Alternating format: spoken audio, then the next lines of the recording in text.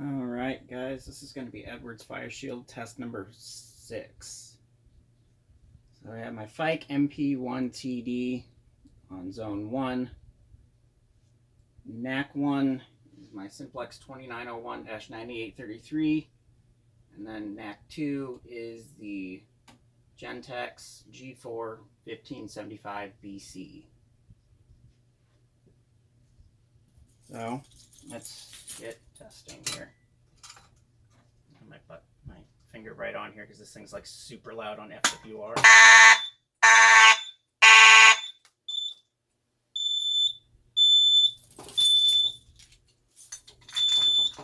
Yeah.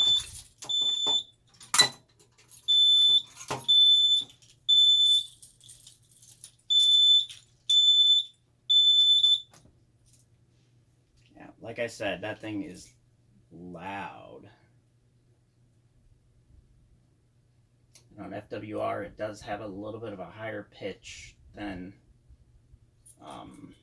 with the standard current. So I'll let the panel reset here, and then we'll do a walk test with the pull station.